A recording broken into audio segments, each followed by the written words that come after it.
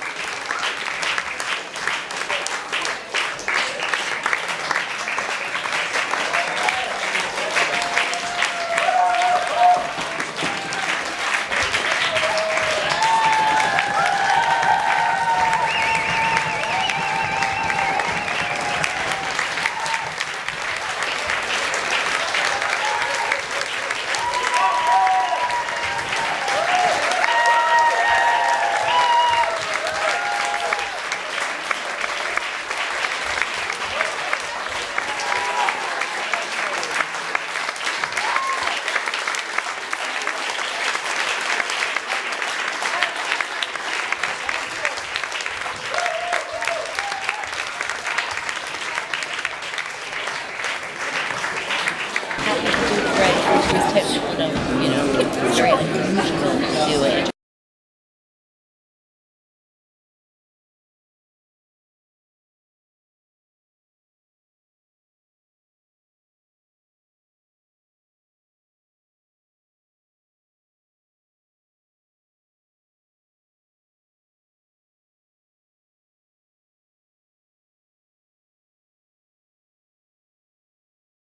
Gentlemen, welcome to English Theatre Berlin.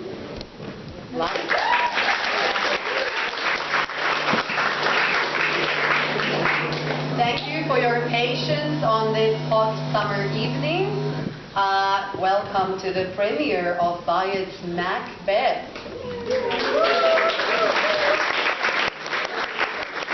Exciting. So hold on to your seats, please.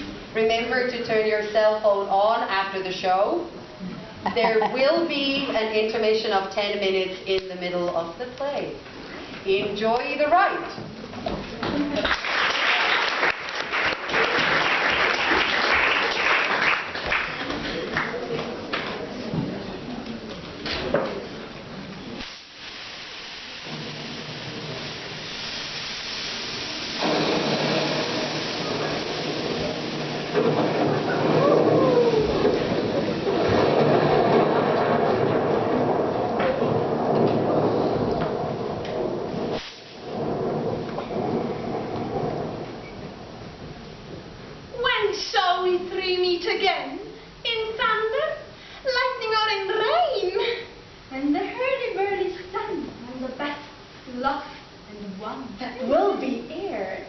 this set of sun. Where's the place? Upon the heath, there to meet you. Beth! I can't blame Malkin. Head of cold, anon. Fair is foul, and foul is fair. Hover through the fog and fill the air. Fair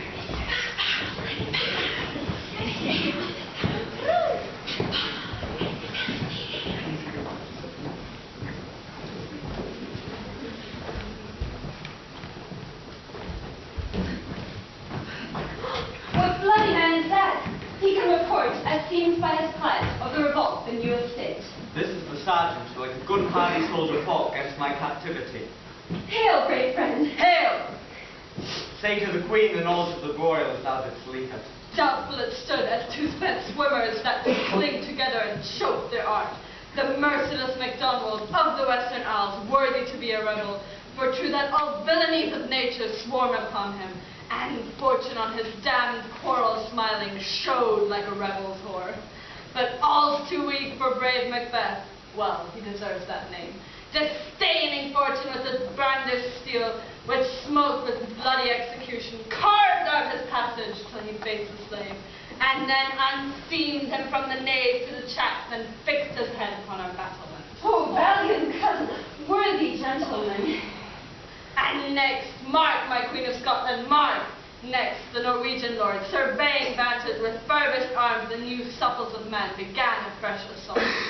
Dismayed not this, our captain, Macbeth Vandal. As foul as eagles, or the hare the lion. If I say sooth, I must report, they were as cannons overcharged with double cracks. And so they redoubled strokes upon the foe. Oh, but I'm faint. My gashes cry for help. So well thy words become the Azaeus, they smack upon them both. Go get them, surgeons.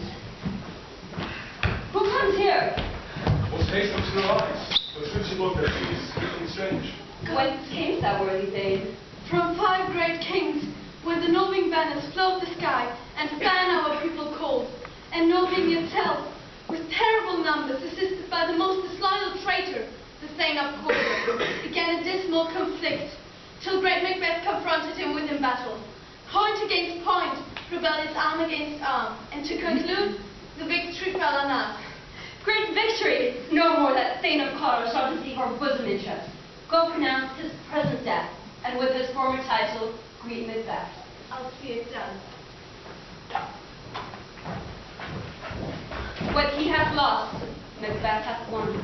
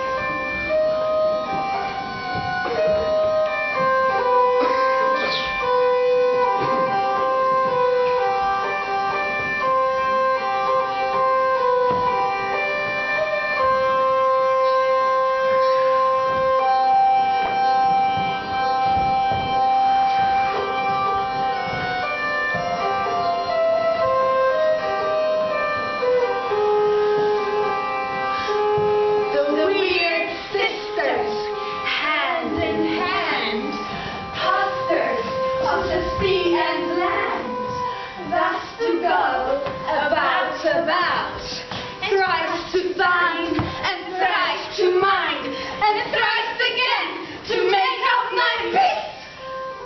The charge won't die.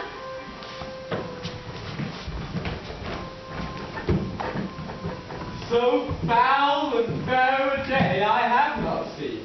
How far is called to forest? What are these? So wild in their attire, that look not like the inhabitants of the earth, and yet are on it. Are you aught that man may question? You seem to understand me. Speak if you can. What are you? Hail to thee, Thane of Glamis. Oh, hail Macbeth. Hail to thee, Thane of Cawdor. Oh, hail Macbeth, that shalt be king hereafter. Good sir, Why do you start? It seems to fear things which do sound so fair. In the name of truth, are you fantastical? Or that indeed which outwardly ye show? My noble partner, you greet with present grace and great prediction, of royal having, and of noble hope, but he seems rapt withal. To me you speak not. If you can look into the seeds of time, and say which grain will grow and which will not, speak then to me, who neither beg nor fear your favor nor your hate. Lesser than Macbeth and greater. So happy, yet much happier. Thou shalt get kings, though thou be none. So all hail Macbeth and Banquo. Banquo and Macbeth, all hail. Stay! You imperfect speakers, tell me more. By my father's death I know I'm Thane of Glamis, but how of Cawdor? The Thane of Cawdor lives, the prosperous gentleman. And to be king stands not within the prospect of belief no more than to be Cawdor. Say from whence you owe this strange intelligence, why you greet us in this beach with such prophetic greeting. Speak, I charge you!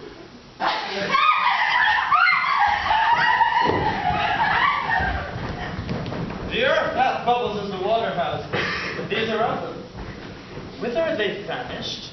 Into the air, but seem corporal melted as breath into the wind. Would they had stayed. Were such things here as we do speak about? Or have we eaten on the insane root who takes the reason prisoner? Your children shall be kings, You shall be king. and Thane of Cawdor too. Went it not so? To the self same tuned words. The queen has happily received Macbeth, in news of thy success, and when she reads thy personal adventure in her rebel's fight, her wonders and her prizes do content, which should be thine or hers. Thick as hail came post with post, and every one did bear the prizes from the kingdom's great defense, and pour them down before her. We are sent to give thee from our royal mistress thanks. Only to herald thee into her sight, not to pay thee. And for an earnest of greater honor, she bade me from her call thee Thane of Cawdor. What? Can the devil speak true? The Thane of Cawdor lives. Why'd you dress me in borrowed robes? He who is Thane lives yet, but on the heavy judgment bears that light which he lives to lose. His treason capital confessed and proved have overthrown him. Glamis and Thane of Cawdor, the greatest is behind. Thanks for your pains. Do you not hope your children shall be king when those that gave the Thane of Cawdor to me promised no less to them? That trusted home might yet enkindle you into the crown, besides the Thane of Cawdor. But 'tis strange. And oftentimes, to win us to our harms, the instruments of darkness tell us truths, win us with honest trifles, to betray us into this consequence. Cousins, a word I pray you. 2 truths are told as happy prologues to the swelling act of the imperial theme. I thank you, gentlemen. This supernatural visiting cannot be ill, cannot be good. If ill, why hath it given me earnest of success, commencing in the truth, I am Thane of Cawdor.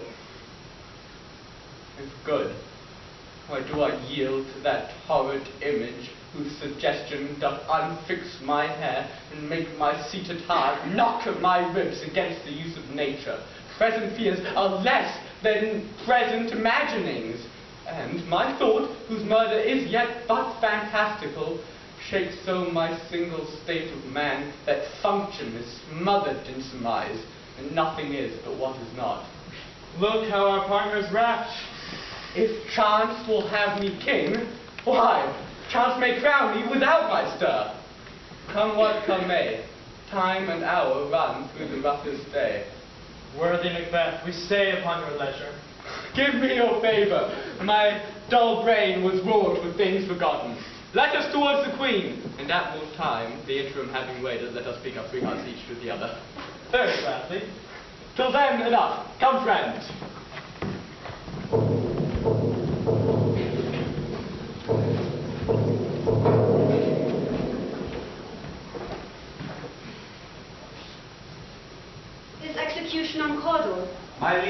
spoke of one who saw him die, who did report that he confessed his reading frankly, implored your highness pardon, and set forth a deep repentance. Nothing in his life became him as believing it. He died as one that had been studied in his death. Throw away the dearest thing he owed as to a careless trifle. There's no art to find the mind's construction in the face. He was a gentleman on whom I built an absolute trust. O worthiest cousin, the sin of mine gratitude even now is heavy on me. Thou art so far before that swiftest wing of recompense is slow to overtake thee. Only I can say, more is thy due than all that I can pay. The loyalty I owe in doing it pays itself. Your highness' part is to receive our duties, and our duties are to your state and throne. Children and servants wish doing but what they should, by doing everything safe towards your love and honor. Welcome hither. I have begun to plant thee, and will labor to make thee full of growing.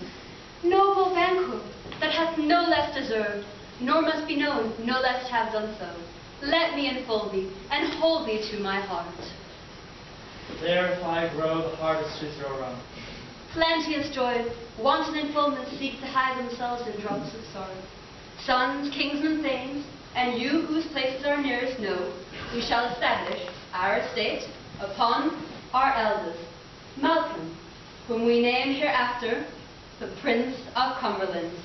That honor must, not unaccompanied, invest him only, that signs of nobleness, like stars, shall shine on all deservers, from hence to Inverness, and bind us further to you. I'll be myself the harbinger, and make joyful the hearing of my wife with your approach. So humbly take my leave. My worthy cause. The Prince of Cumberland. That is a step on which I must fall over, or else overleap. For in my way it lies. Stars, hide your fires. Let not light see my black and deep desires. True, worthy Banquo, he is full so valiant, and in his commendations I am fed. It is a banquet to me. Let's after him, whose care is gone before to bid us welcome. It is a peerless kinsman.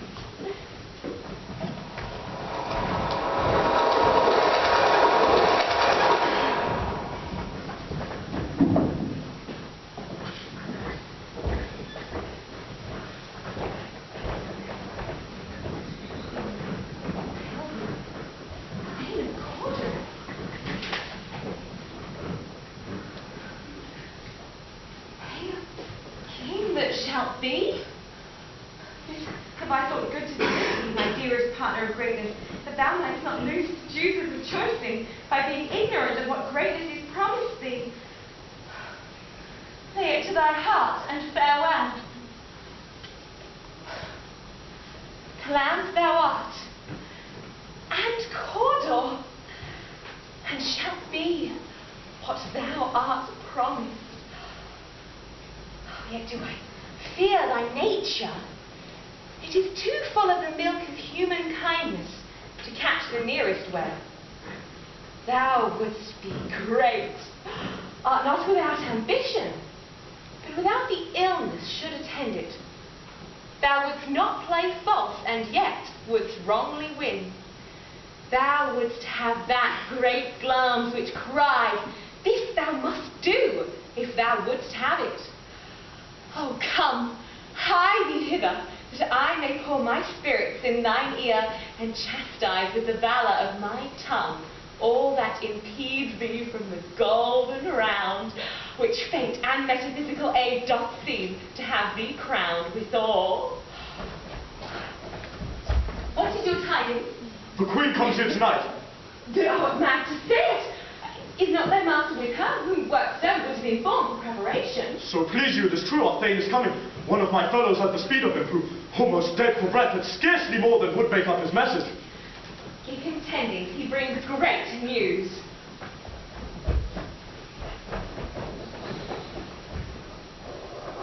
The raven himself is hoarse, that croaks the fatal entrance of Duncan under my battlements. Come, you spirits, that tend on mortal thoughts. Unsex me here, and fill me from the crown to the toe, top full of diest cruelty. Make thick my blood, stop up the access and passage to remorse, that no compunctuous visitings of nature shake my fell purpose. Come to my woman's breasts, and take my milk for gore, you murdering ministers, wherever in your subtle substances you wait on nature's mischief. Come, thick night, and pour thee in the dullest smoke of hell, that my keen knife see not the wound it makes, nor heaven peep through the blanket of the dark to cry, hold! Hold! Great glance, worthy Cawdor, greater than both by the all-hail hereafter. Oh, thy letters have transported me beyond this ignorant present, and I feel now the future in the instant. My dearest love, Duncan comes here tonight. And when goes hence? Tomorrow, as she promises. Oh, never shall sun that morrow see. Your face, my Thane, is as a book, where men read strange matters. To beguile the time, look like the time. Bear welcome in your eye, your hand, your tongue. Look like the innocent flower, but be the serpent under it. She that's coming must be provided for, and you shall put this night's great business into my dispatch, which shall, to all our nights and days to come, give solely sovereign sway and masterdom. We will speak further. Only look up clear. To ever alter favour is to fear. Leave all the rest to me.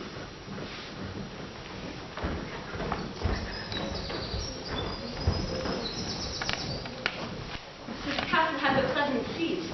The air nimbly and sweetly recommends itself unto our gentle senses. This temple-haunting Martha does approve by his loved imaginary that the heaven's breath smells wooingly here.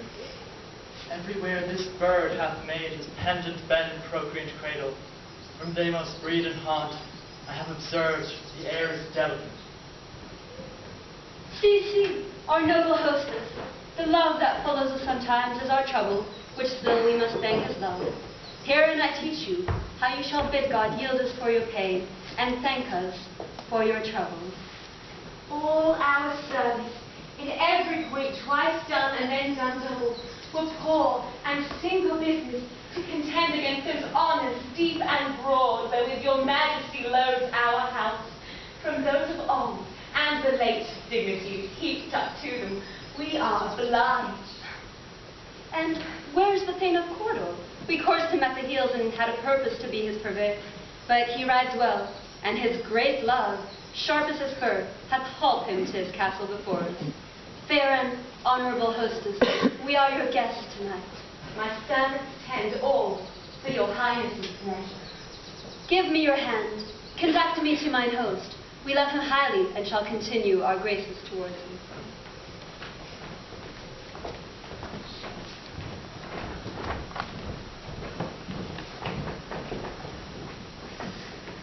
If it were done when 'tis done, then 'twere well it were done quickly.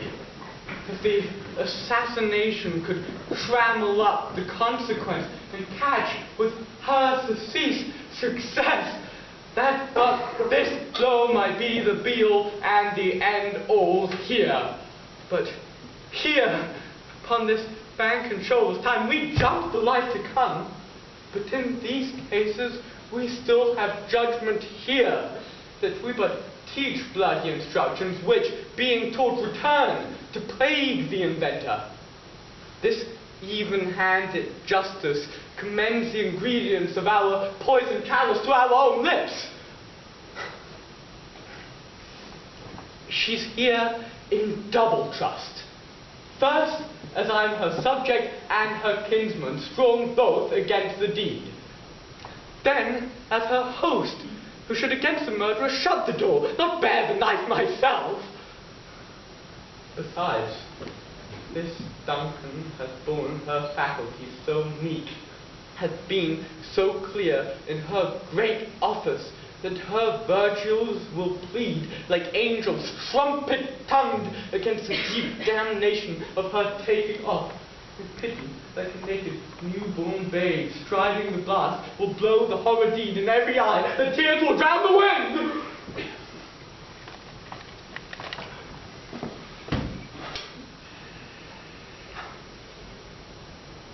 I have no spur to prick the sides of my intent, but only vaulting ambition, which overleaps itself and falls on the other. Hannah, what news? She is almost stopped. Why have we left the chamber? Has she called for me? No, you not. She has.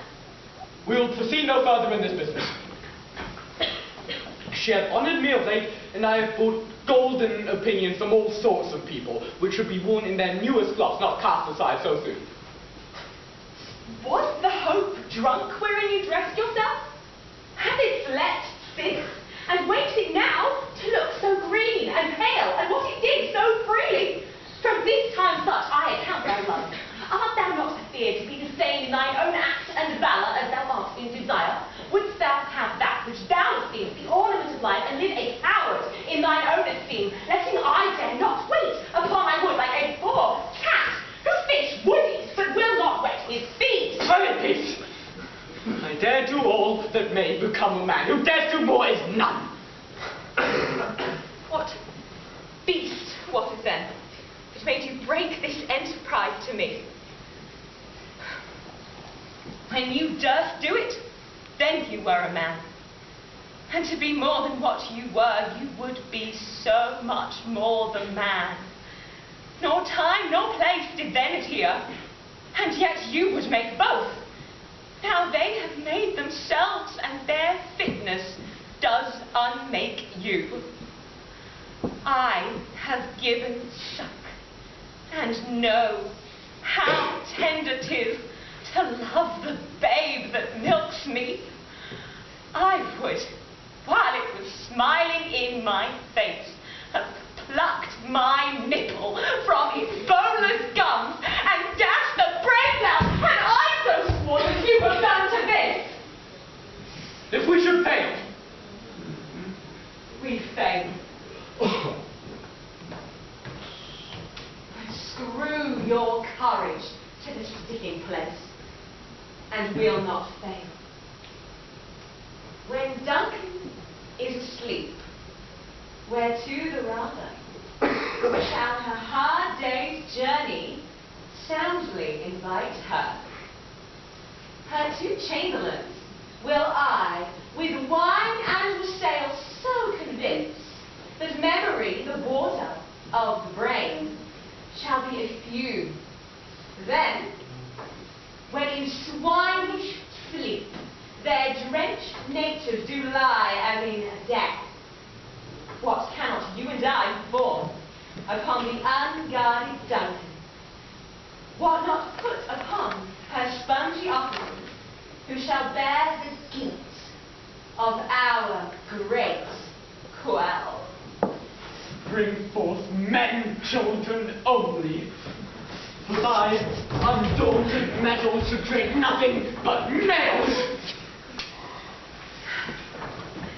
Will it not be received when we have marked with blood those sleepy two of her own chamber, and used their very daggers that they have done? Who dares receive it other, as we shall make our griefs and clamour roar? I am settled.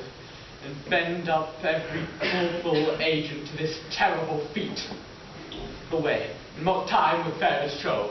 Full face must hide what full heart doth know.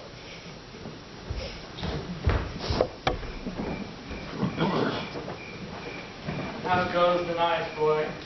The moon is down. I have not heard the clock. She goes down at 12. I take it later, sir. There is husbandry in heaven. Their candles are all out.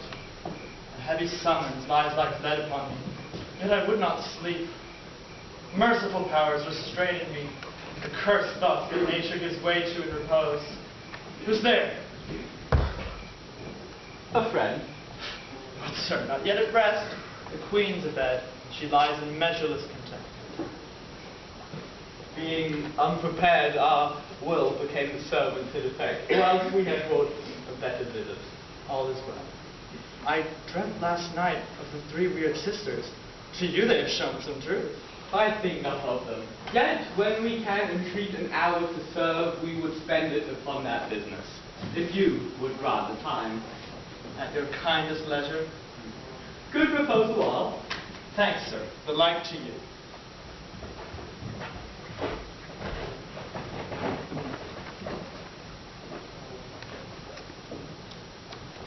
Is this a dagger, which I see before me? The handle towards my hand. Come. Let me clutch thee. I have thee not, yet I see thee still. Art thou not sensible vision to feeling as to sight? Or art thou a dagger of the mind, a false creation proceeding from the heat oppressed brain? I see thee still, in form as palpable as this which now I draw. Thou marshallest me the way that I was going, and such an instrument I was to use.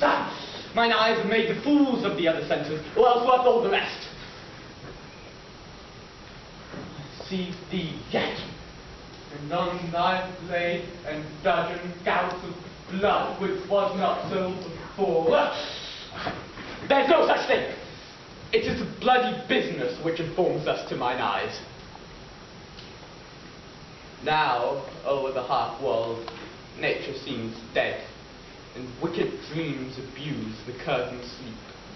Witchcraft celebrates pale Hecate's offerings, and withered murder, alarmed by his wolf, who howls his watch, thus towards his design, moves in a stealthy pace like a ghost. Thou shore and firm set earth, heed not my steps, which way they go, for fear thy very stones prate of my whereabout, and take the present horror from the time which now suits with it. Whilst that she lives, too cold breath gives to the heat of deeds. I go, and it is done. The bell invites me. Hear it up, Duncan, for 'tis an elf that invites thee to heaven, or to hell.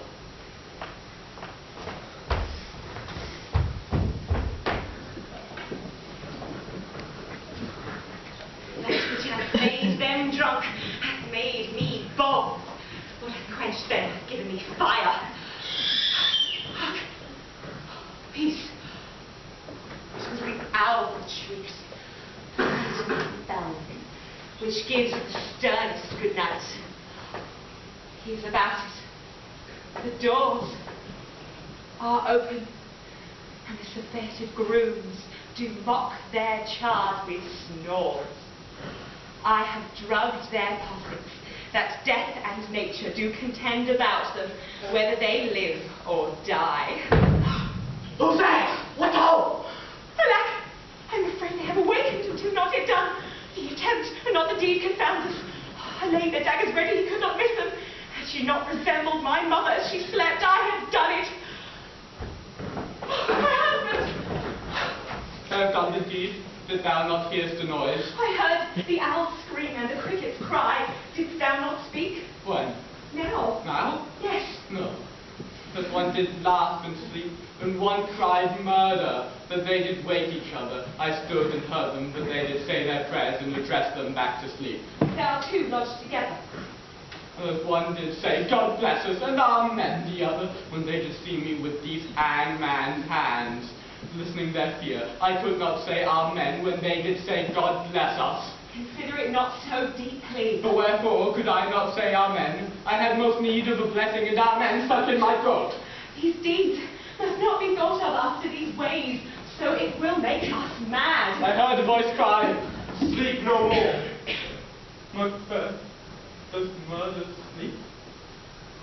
The innocent sleep. Sleep that knits up the raveled sleeve of care. Death of each day's life. Soul labours far, balm of earth mind. Great nature's second cause. Chief nourisher in life's great feast. What do you mean? Still a crime. Sleep no more. To all the house. Glamis hath murdered sleep, and therefore Cawdor shall sleep no more. Macbeth shall sleep no more. Who was it that thus cried? Why, worthy thing, you do unbend your noble strength to think so brave, sickly of things. Get some water and wash this filthy witness from your hand. Why did you bring the daggers from the place? They must lie there. Go, carry them and smear the sleepy grooms with blood. Oh, no, mother. I'm afraid to think what I have done. Look on again, I dare not. Infirm of purpose, give me the daggers. The sleeping arms of the dead are but as pictured. 'Tis the eye of childhood that fears a painted devil. If she do bleed, I'll gild the faces of the grooms withal, for it must seem their guilt. What is that knocking? Oh, what is with me when every noise appalls me? What hands are these? Ah, they pluck out my eyes! Will not full great Neptune's ocean wash this blood clean from my hand? Oh no, this my hand, but rather the multitudinous seas and carnadine, making the green ones red. My hands are of your colour, that I shame to wear a heart so white. Hark, I hear knocking at the south entry. Retire we to our chambers. A little water clears us of this deed. Hark, more knocking. Go, get on your nightgown, lest occasion call us and show us to be watchers. Be not lost so poorly in your thoughts. To know myself will best not know my deeds. Oh, Duncan, with thy knocking! Oh, I would thou couldst.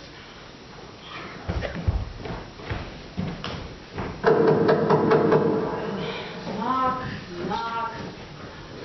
Who's there? In the name of Beelzebub. Here's a farmer that hangs himself on the expectation of plenty. Come in time. Have napkins about you. Here, here's what it is. Knock, knock. Who's there? In the other devil's name. Faith, here's an equivocator that could swear in both the scales against either scale, that has committed treason enough for God's sake, yet could not equivocate to heaven. Oh, come in, equivocator. Knock, knock. Who's there? Faith is an English tailor considered for stealing out of French holes. Come in, tailor. Here you may roast your goose. Knock, knock. Who's there? Never at quiet. What are you? I'll double portrait no further. I have thought to let in some of all professions that go the primrose way to the everlasting bonfire. And none, pray you, remember the portal. Was it so late, friend, ere you went to bed, that you do lie so late?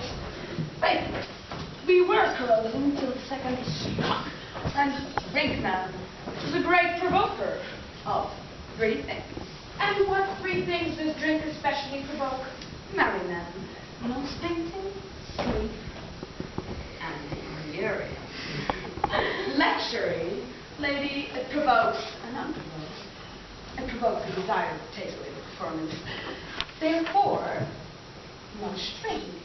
maybe said to me in the publicator, was lecturing. It makes him, and it marks him, it sets him on, and it takes him off. It persuades him, and it disheartens him. It makes him stand too, and not stand too. In conclusion, it suffocates him asleep, and giving him the lie, leaves him. I believe drink gave thee the lie last night. Is thy master stirring? Oh, our knocking has awakened him. Here he comes. Good morrow, noble sir. Good morrow, both. Is the queen stirring, worthy Vince? No, not yet. She did command me to call timely upon her. I have almost looked the hour. I'll bring you to her. I know this is a joyful trouble to you, but yet 'tis one. The labor we delight in visits pain. This is the door. I'll make Sybil to call, for 'tis no limited service. Goes the queen hence today? She does. She did at once so. Might has been unruly. Where we lay, our chimneys were blown down, and as they say, lamentings heard in the air, strange screams of death, and prophesying with accents terrible of dire combustion, confused events. Newly hatched the woeful time, the obscure bird clamoured the livelong night. Some say the earth was fibrous, and did shake. 'Twas a rough night. My young remembrance cannot parallel her to it. Oh, horror, horror, horror! Tongue nor heart cannot conceive nor name thee. What is the matter? Confusion thou hath made his masterpiece. Of sacrilegious murder hath broke out. The Lord's anointed temple and stole thence the life of the building. What does you say? The wife? Do you mean Her Majesty? Approach the chamber and destroy your sight with a new gorgon. Do not bid me speak. See and then speak yourselves. Awake, awake! Ring the alarm bell! Murder and treason! Banquo and Donald Lane! Malcolm, awake! Shake off this now you sleep. That's counterfeit. And look on death itself. As from your graves rise up and walk like sprites to countenance his horror. Ring the bell! What's the business that such a hideous trumpet calls our lady sleeping in the house? Speak! Speak! Oh, gentle lady, it's not for you to hear what I can speak. The repetition in a woman's ear would murder as itself.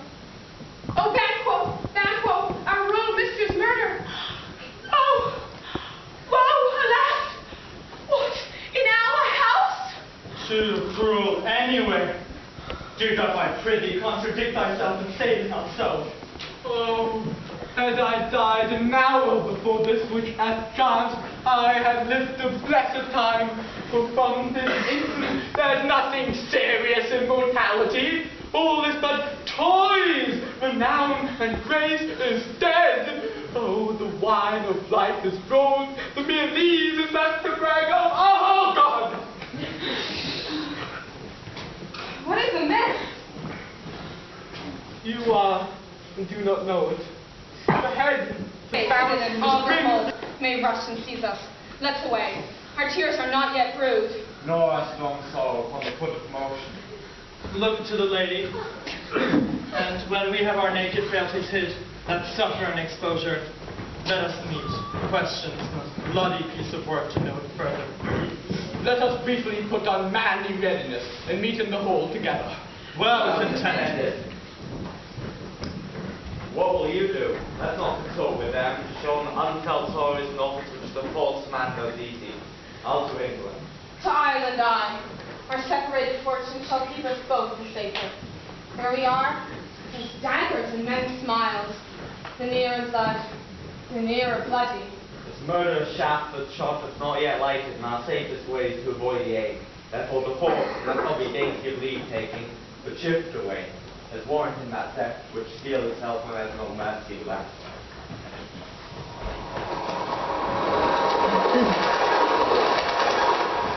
Things have been strangely born. And 70 I can remember well. Hours dreadful and things strange. But this sore night is trifled for the knowing. This night's predominance, or day's shame, that darkness of the face of earth and tomb, where living light should kiss it. To looks unnatural, even like the deed that's done. And the queen's horses turned wild in nature, broke their stalls, flung out. To set they ate each other. They did so, to the amazement of mine eyes that looked upon it. Is it known who did this more than the latter deed? Malcolm and Donalbain, the queen's two sons, are stolen away and fled, which puts upon them suspicion of the deed. Gates nature still. Then 'tis more like the sovereignty will fall upon Macbeth. He is already made.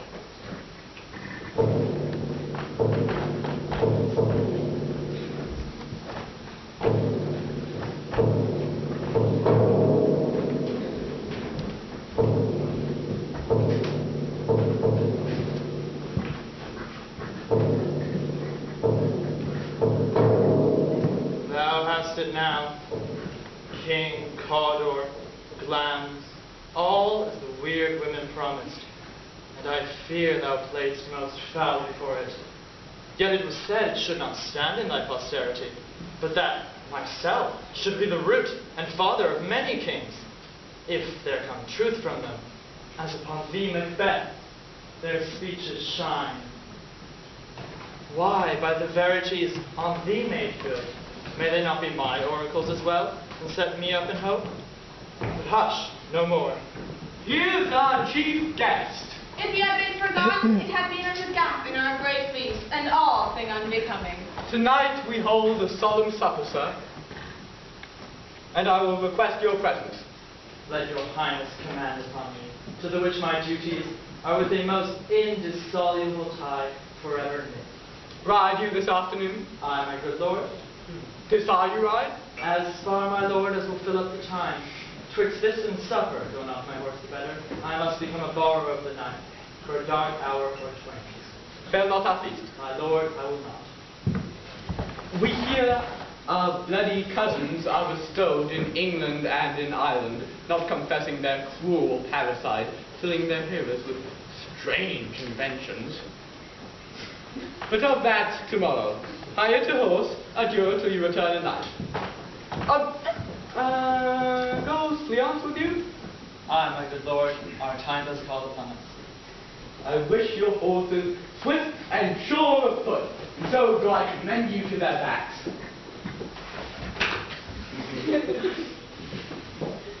Oh well.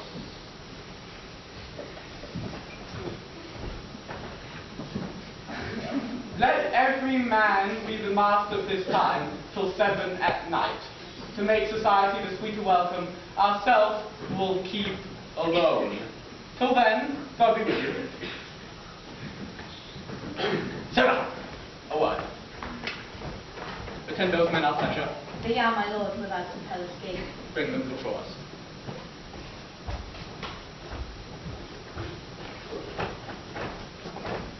To be thus is nothing, but to be safely thus. Our fears in Banquo stick deep, and in his royalty of nature reigns that which would be feared. There's none but he whose being we do fear, and under him our genius is rebuked, as it was said Mark Antony's was by Caesar. He chid the sisters when first they put the name of king upon us, and bade them speak to him. Then prophet-like, they hailed him father to a line of kings. Upon our head they placed a foolish crown, and a barren scepter in our grip. Thanks to be wrenched by an unlineal hand, no son of ours succeeding. Be so, for Banquo's issue have I filled my mind. For them, the gracious Duncan have I murdered. To make them kings. The Seed of Banquo kings! Rather than so, come fate into the list, and champion me to the utterance.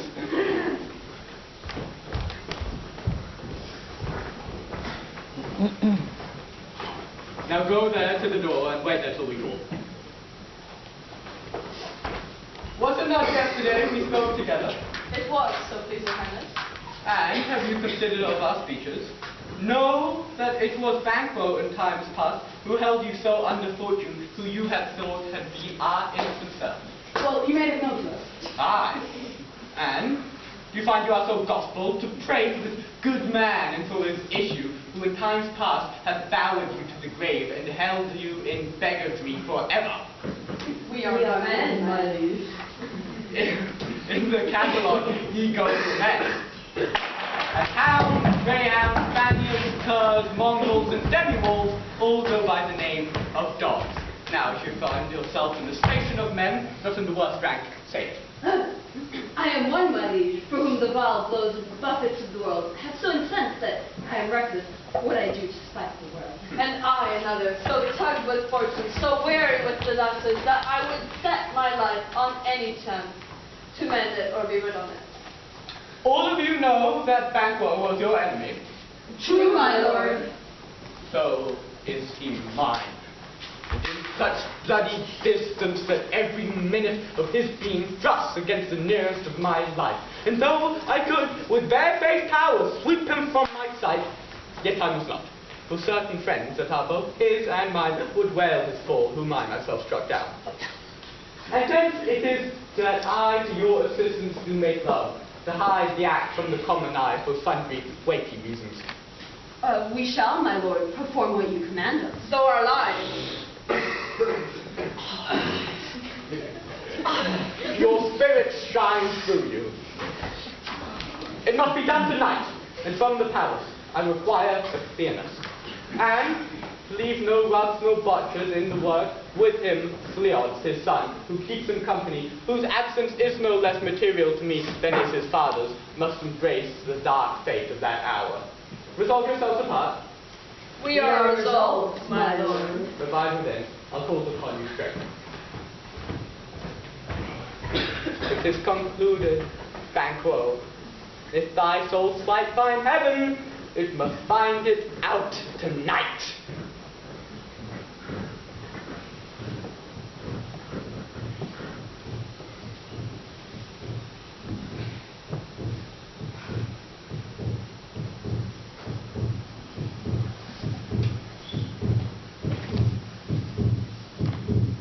How now, my lord?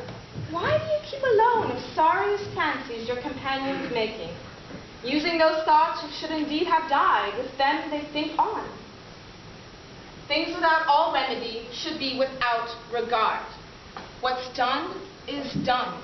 We have but scotched the snake, not killed it. We cannot eat, nor sleep. Afflicting dreams do shake us nightly. Come on, my gentle lord. Sleek over your rugged looks. Be bright and jovial among your guests tonight. Better be with the dead, whom we, to gain our peace, have sent to peace, than in the torture of the mind to lie in restless ecstasy. Duncan is in her grave. After life's fitful fever she sleeps well. Nor treason, nor malice, domestic, foreign levy, nothing can touch her further. You must leave this. Oh, full of scorpions is my mind, dear wife. Thou knowest that Banquo and his fiance lives. But in them nature's copies not etern. Aye, there's comfort yet. They are assailable. Then thou be to come.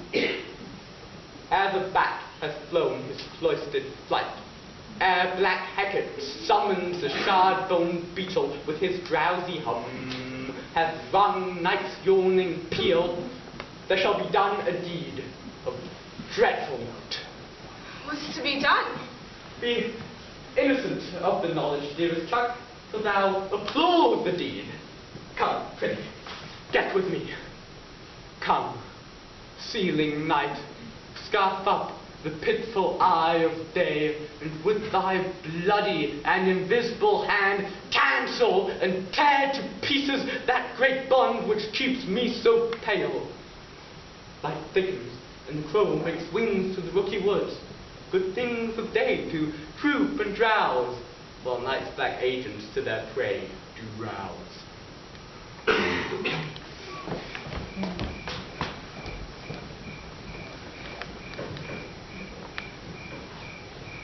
The west yet glimmers with some streaks of day.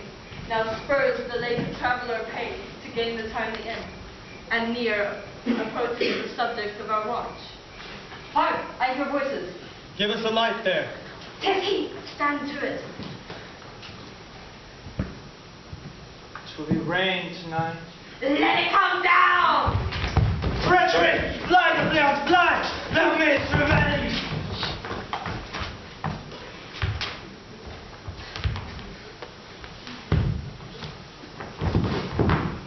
There's but one down. The sun has fled. We have lost best half of our affairs. Well, let's away and say how much is done.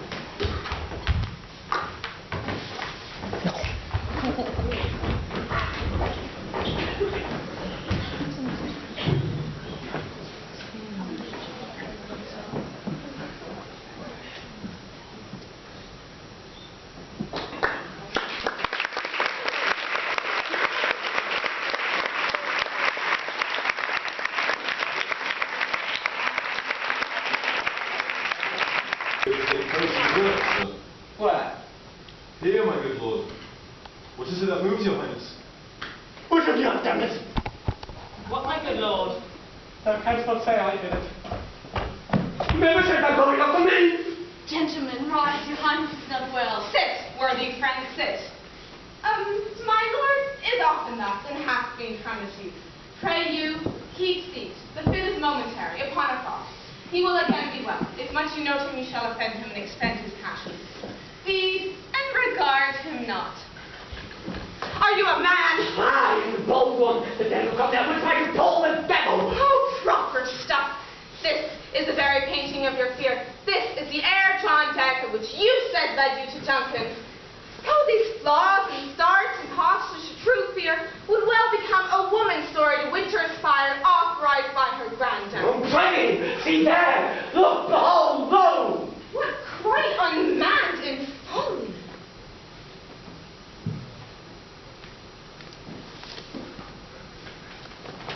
Eternal hats and graves bring back the ones we buried. Fie! For shame!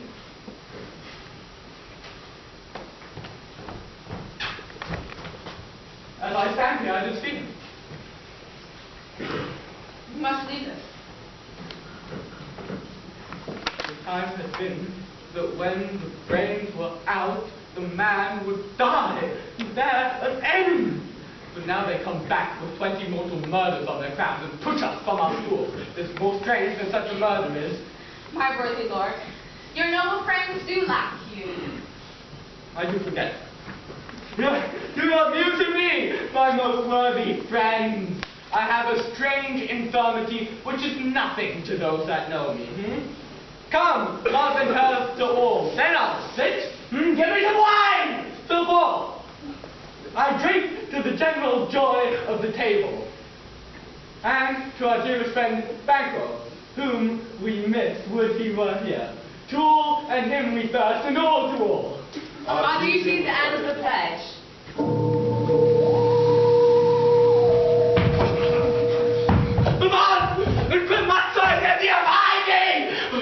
Thy blood is cold, thy bones are marrows. Thou hast no speculation in those eyes thou dost stare with. Think of this, good peers. But as a thing of custom, 'tis no other. Only it spoils the pleasure of the time. What man dare I dare take any shape but that, and my firm nerves shall never tremble. Oh, be alive again, and challenge me to the desert with thy sword. Huh? Hence! Horrible shadow of your mockery, hence!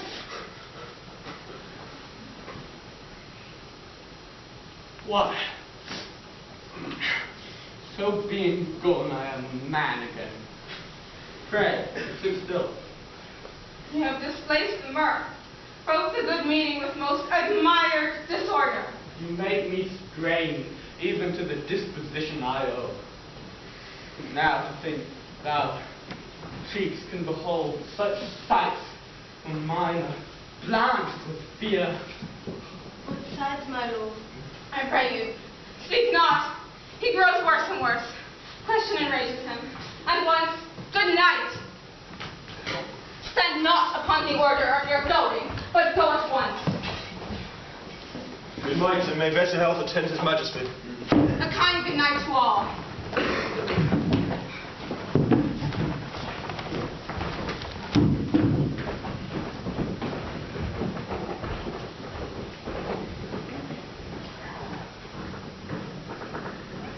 It will have blood. They say blood will have blood. Stones have been known to move and trees to speak. Why is this a night? Almost at Oxford morning. Which is which? I will tomorrow, and betimes I will to the weird sisters, more shall they speak. For now I invent to know by the worst means the worst. For mine own good all causes shall give way. I am in blood stepped in so far that should I wait no more? Returning were as tedious as go over. Strange things I have in head that will to hand, which must be acted ere they may be scanned. We lack the seasons of all nature. Sleep. Come, we'll to sleep. My strange and self-abuse is the initiate fear that once argues. We are yet but young indeed.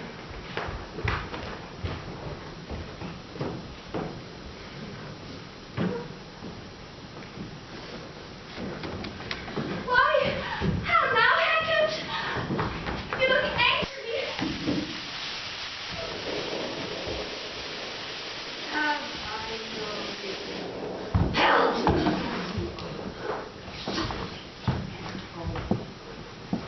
How did you dare to trade and traffic with Macbeth in riddles and affairs of death? And I, the mistress of your charms, the close contriver of all hearts, was never taught to bear my part, or show the glory of our art. And which is worth All you have done has been but for a wayward son, faithful and wrathful who, as others do, loves for his own end, not for you! Then make amends now. Get you gone, and at the pit of Archeron, meet me in the morning. Hither he shall come to know his destiny. Your vessels and your spells provide, your charms and everything beside. I am for the air. This night I'll spend unto a dismal and fatal end. Great business must be wrought ere noon upon the corner of the moon. Their hands of vaporous drop profound. I'll catch it ere it come to the ground, and that distilled by magic slate shall raise such artificial sprites, and by the strength of their illusions shall draw him to his confusion. He shall spurn fate, scorn death, and bear his hopes but wisdom, grace, and fear. And you all know security is mortal's cheapest enemy. Hark! I'm Paul, my little spirit see, sits in a foggy cloud and waits for me. Come, let's make haste. She'll soon be back again.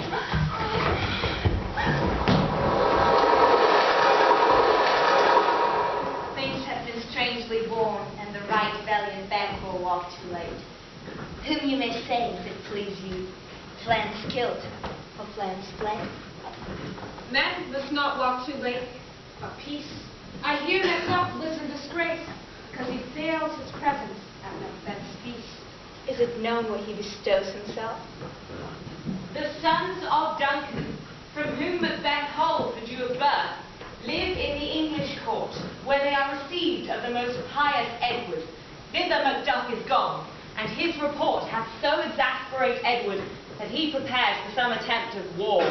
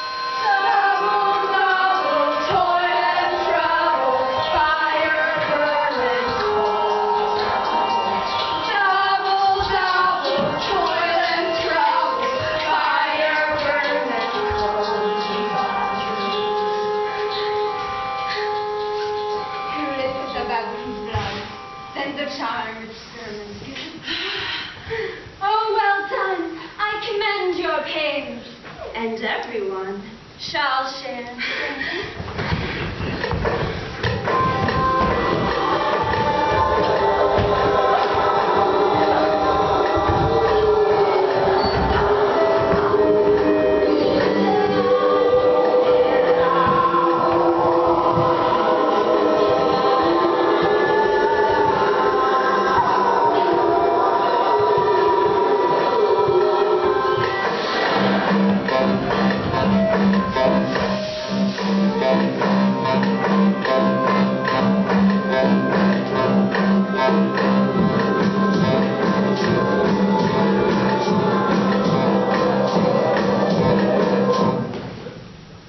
By the pricking of my thumbs, something wicked this way comes.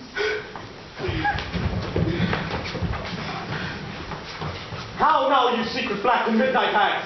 What is it you do? Indeed, without a name. I conjured you by that which you profess. However you come to know it, answer me.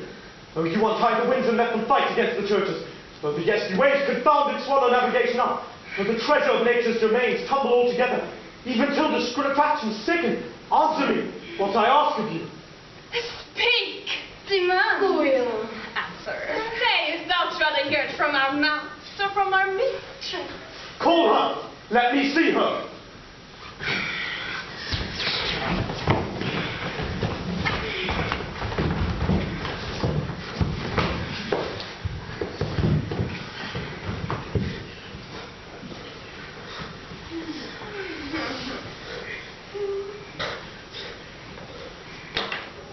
Tell me, thou unknown power.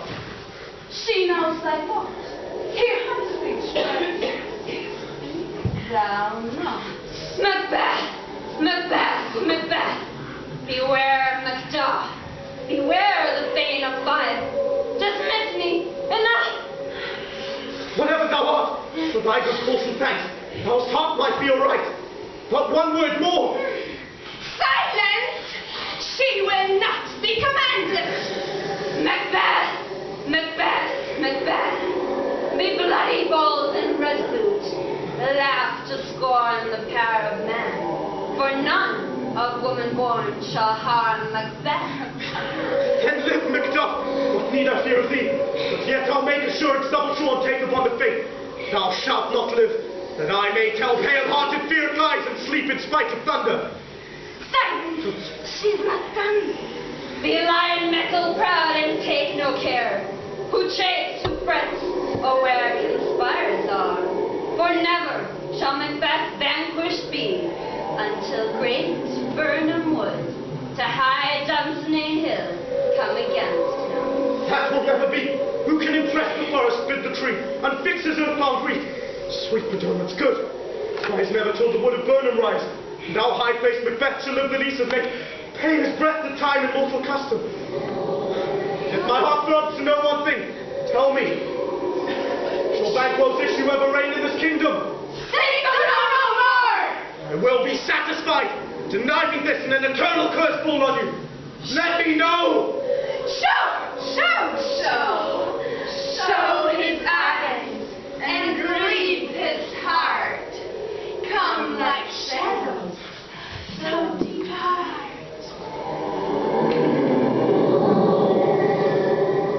Thou art too like the spirit of Banquo down. Thy crown does sear mine eyeballs. That other gold-bound brow is like the first. The third is like the former. Filthy hags, why do you show me this? The fourth, stark eyes. What will the line stretch out to the crack of doom? Another yet. The seventh I'll see no more. And yet the eighth appears, who bears the glass, and shows me many more horrible sights. And now I see 'tis true, for Banquo smiles and points at them for his. What is this so? What? Are they gone? Let this pernicious hour stand I accursed in the calendar. Come in, without there, Lennox! What is your grace's will? Saw you the weird sisters? No, my lord. Came they not by you? No, indeed, my lord. Infected be the air on their eye, and damned all those that trust them. I did hear the galloping of horse. Who was came by? It is 2 or 3 miles. I bring you word, Macduff has fled to England. Fled to England? Aye, my lord. From this moment, The very firstlings of my heart shall be the firstlings of my heart. And even now, to crown my thoughts with act, be it thought and done. No boasting like a fool. This deed I'll do before this purpose cool. But no more sights. Where are these gentlemen? Come, bring me where they are.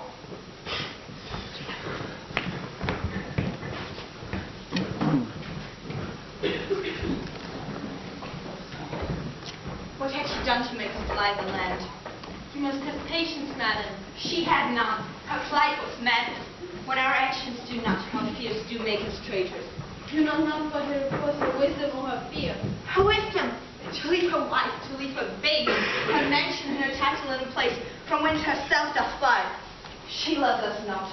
All is the fear, and nothing is the love. As little is the wisdom where the flight so runs against all reason. My dearest cousin, I pray you, school yourself. But for your wife, she's wise, noble, judicious, and best known. The fit of the season, I dare not speak much further, but cruel are the times when we are traitors, and do not know ourselves. When we hold rumour from what we fear, yet know not what we fear, and float upon a wild and violent sea, each way and move. I'll take my leave of you. Shall not be long, but I'll be here again. Pretty cousin, blessing upon you. Mother tears, and yet he's fatherless. I'm such a fool should I stay longer. It would be my disgrace and your discomfort. I'll take my leave at once. Sirrah, your father's dead. And what will you do now? How will you live? My mother's not dead, for all you say. Yes, she is dead. And how will thou do for mother? Nay, how will you do for wife? Why, I could buy me 20 at any market. Then you buy them to sell again. Thou speaks with all thy wit, and yet I fear with wit enough for thee. Was my mother a traitor, father? Yes, that she was. What is a traitor? Why, one that swears a lie. And be all traitors that do so?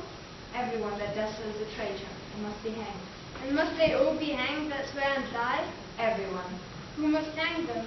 Why, the honest man, and then... Bless you, fair dame. I am not too dull, though in your state of honor I am perfect. I doubt some danger does approach you nearly. If you'll take a homely man's advice, be not found here. Hence with your little ones. Heaven preserve you, I dare abide no longer. Whither should I fly? I've done no harm. But I recall now I am in this earthly world, which to do harm is often laudable, and to do good considered dangerously folly. Why then, alas, do I put up that womanly defense to say I've done no harm? What have you say, sis?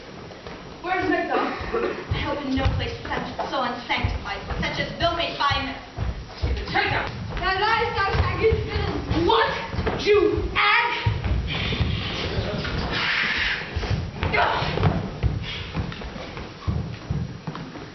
Yes, send me, mother. Run away.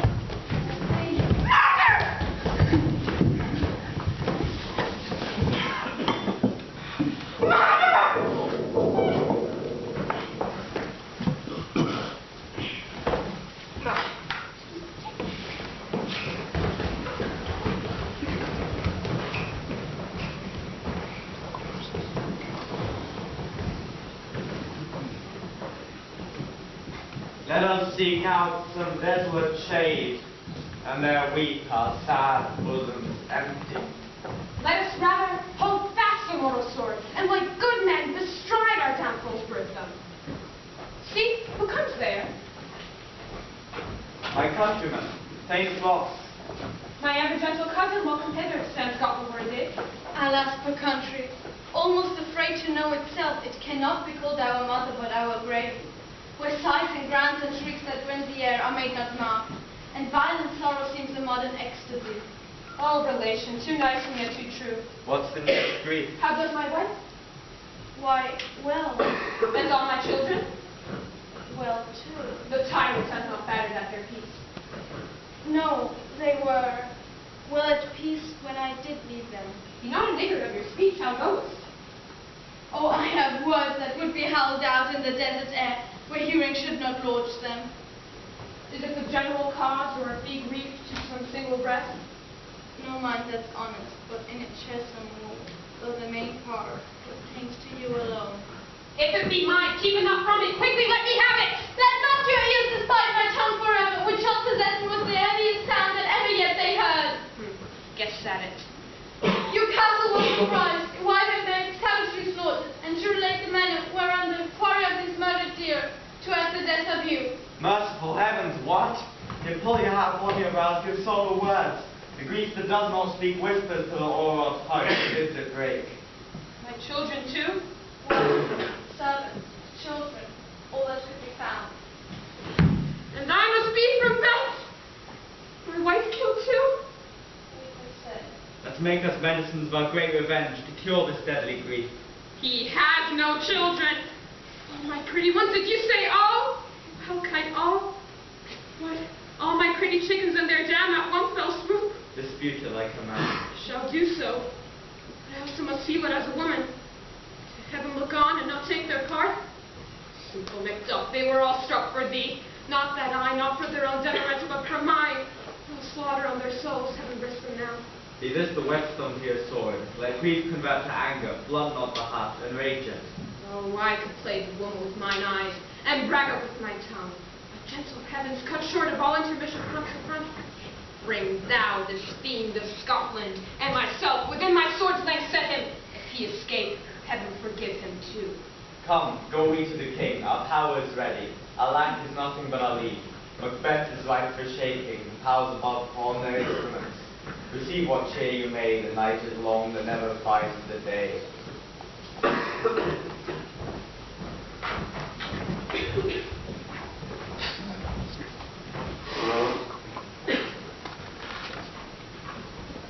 2 nights I have watched with you, but can perceive no truth in your report. When was it she last walked? Since His Majesty went into the fields, I have seen her rise from her bed, throw her nightgown upon her, unlock her closet, take wood paper, fold it, write upon it, read it, afterwards seal it, and then return to bed. And all this while in the most fast sleep. The great motivation of nature, to receive at once the benefit of sleep and do the effects of watching. In this slumbery agitation, besides her walking and intellectual performances, what at any time have you heard her say? That, sir, which I would not report after her. You may to me, and it's most meet you should. Neither to you, nor anyone, having no witness to confess my speeches.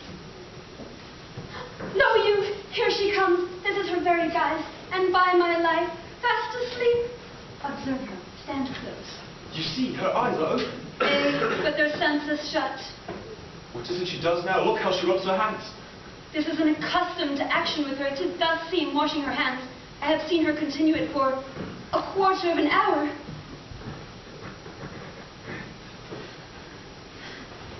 Yet here's the spot. Hark, she speaks.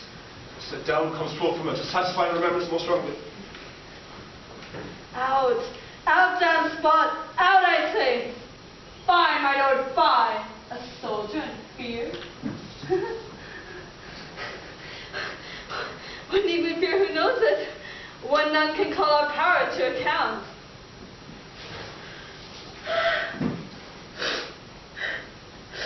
Yet who would have thought an old woman to have had so much blood in her?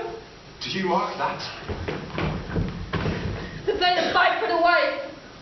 Where is she now? What? Will these hands never be clean? No more of that, my lord. No more of that. You bore all with this story. Go to. You have known what you should not. She has spoken what she should not. I am sure of it. Heaven knows what she has known. Hear the smell of blood still. Oh, all the perfumes of Arabia will not sweeten this little heart. Oh, what a silence there. The heart is sorely charged. I would not have such a heart in my bosom for the dignity of the whole body. Well. Pray God be it so. This disease is beyond my practice. Yet I have known those which have walked in their sleep and died wholly in their beds. Wash your hands. Put on your nightgown. Look not so pale. I tell you yet again, Banquo's buried. He cannot come out of his grave. Even so. to bed, to bed. There's knocking at the gate. Come, come. Give me your hand. What's done cannot be undone. To bed. To bed. To bed. Will she go now to bed? Directly. Foul whisperings are abroad. Unnatural deeds do breed unnatural troubles. Affected minds to their pillows discharge their secrets. Nor needs she the divine and the physician. God forgive us all. Remove from her all means of annoyance, and still keep eyes upon her. So good night. Good night, good sir. My mind she has mated, and amazed my sight. Think, but dare not speak.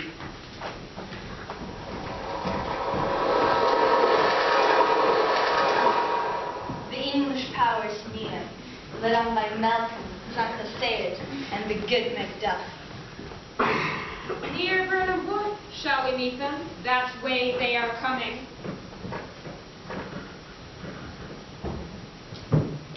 What does Macbeth?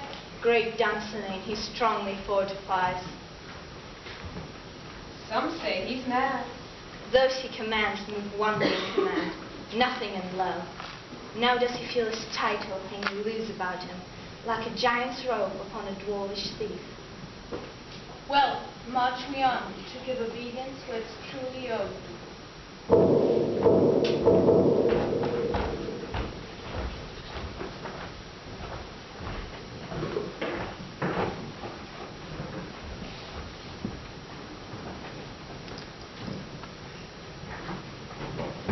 Bring me no more reports that would fly away, till Burnham Wood from Rooster Dunsinane. I cannot take with fear.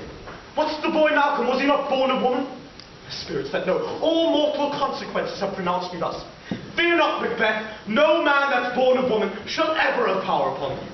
Then fly, full stains, and mingle with the English epicures. The mind I sway by and the heart I bear shall never sag with doubt nor shake with fear. The devil damn thee black, thou trim-faced groom. Where goest thou, that goose look? They have 10,000. Geese, vermin, Soldiers! go print thy face and overread thy fear, thou lily-livered boy. What soldiers pass? Death of thy soul. Those linen cheeks of thine are counsellors to fear. What soldiers way face? The English force so please you. Oh, take thy face hence.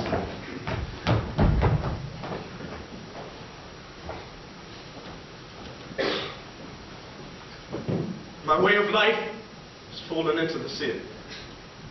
The yellow leaf and that which should accompany old age, honor, love, obedience, troops of friends, must not look to have, but in their stead curses.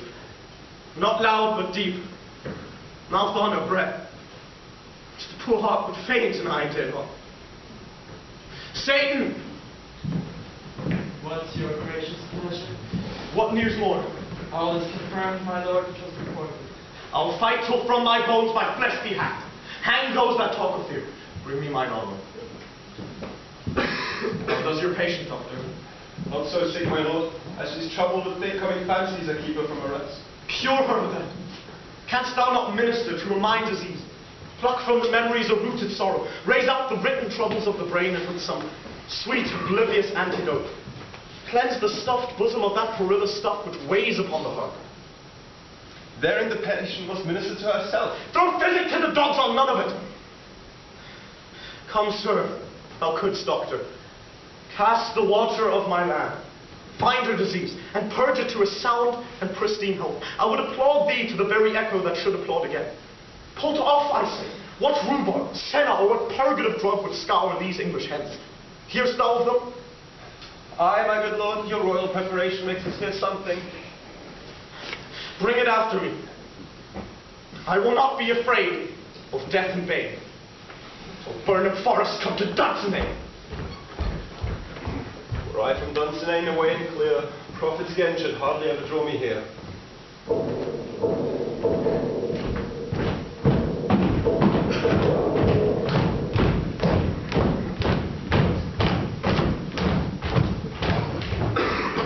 What wood is this before us? The wood of Burnham. Let every soldier hewn down, bold, bed perform. The vital shallow numbers of a host to make discovery and report of us. It shall be done!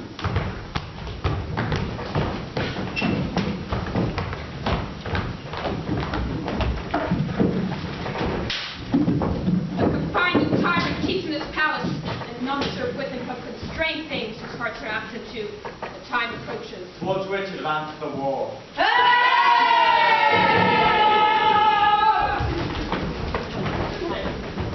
Hang out our banners on the outward walls. The cry is still they come. Our castle strength will laugh to cease the story. What is that noise? I've almost forgot the taste of fears. If the time has been, my senses would have cooled to hear a night shriek. My fell of hair would at a dismal treatise rouse and stir, as life were it. I've supped full of horrors. Direness, familiar to my sluggish thoughts, cannot one start me. Wherefore was that cry? The Queen, my lord, she's dead.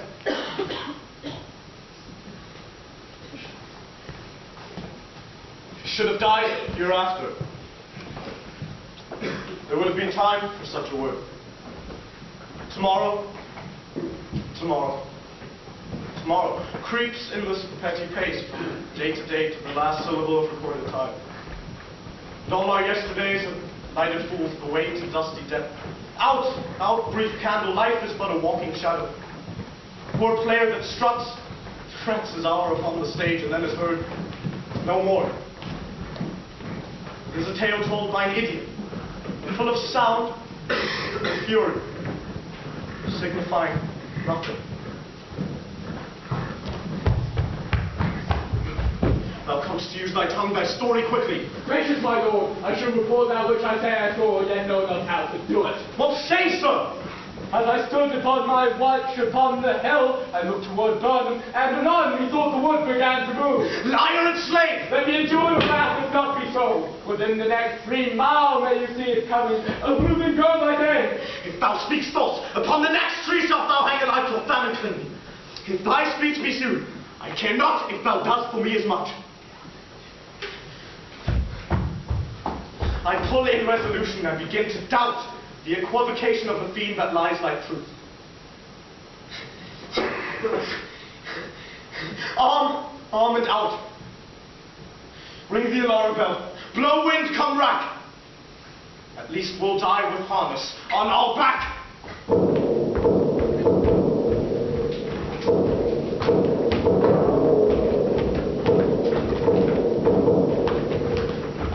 Now near enough, your leafy screens go down, show who you are. Worthy Macduff, and we shall take upon what else remains to do, according to our order. Make all our trumpets speak. Give them all breath. Those clamorous harbingers of blood and death.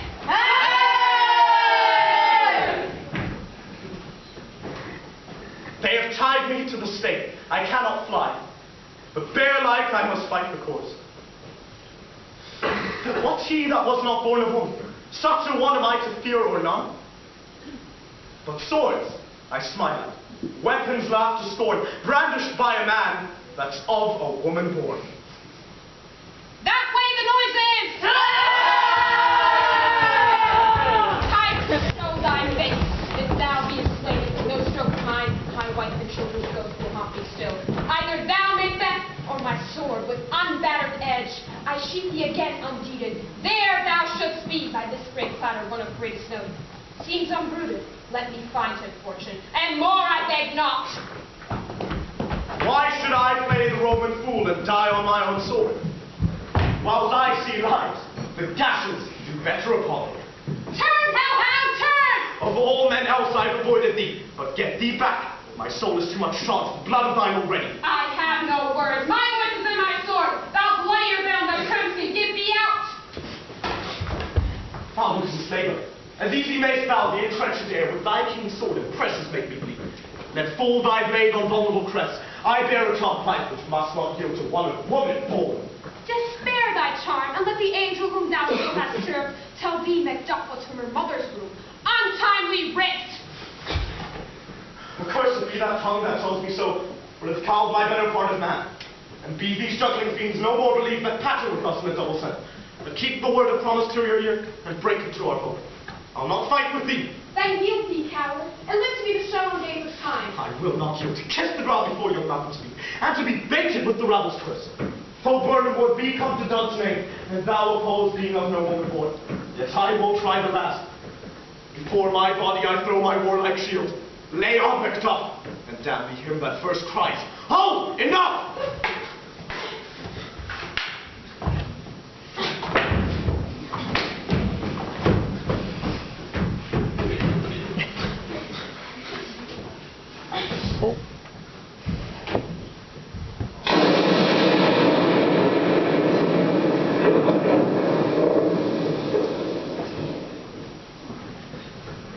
Hail, King!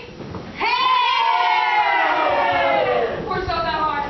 The time is free, and I see thee come past my kingdom's peril. Now speak my salutation to their minds, whose voices I desire loud with mine. Hail, King of Scotland! Hail, King of Scotland! My thanes and kinsmen, henceforth be earls, the first that ever Scotland such an honour named. What's more to do is calling home our exiled friends abroad, who fled the snares of this watchful tyranny, producing forth the cruel ministers of this dead butcher and his fiend-like queen.